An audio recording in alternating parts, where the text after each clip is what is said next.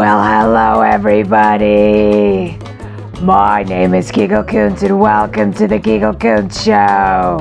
On today's episode, we're going to talk about random events that make your life all the merrier. Like that time I found an engagement ring when I was fingering my third husband.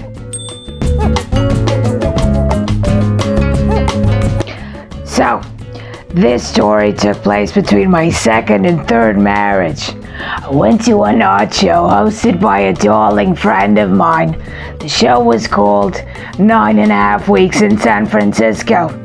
It was mostly black and white nude photography, a collection of schlongs to die for. But in a tasteful artsy kind of way. And there he was. Another one that got away.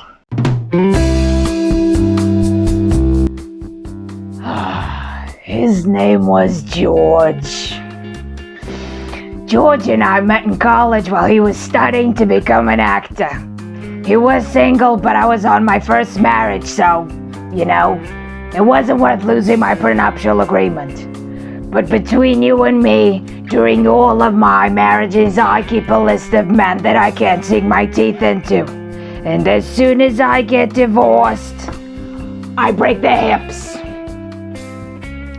And when George saw me now, he said, "My goodness, if it isn't the lovely Miss Kuntz, how the hell are you?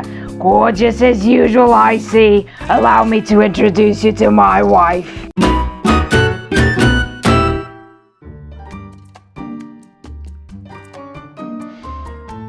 If I had a nickel every time this shit happens to me, I wouldn't have married half of my husbands.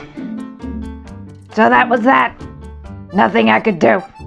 So I started talking to her. Her name was Barbara. A pretty young thing like that was obviously an actress as well. She just landed a role on Broadway. So we hit it off. At the end of the show, they invited me for a couple of drinks. They had a reservation at the newest and fanciest hot spot in town. It was almost exclusive to actors. We had such an amazing time. I hadn't drank that much since the first time I found out I was pregnant. So at the end of the night, I called a cab, gave them a big goodbye hug, and George grabbed my ass.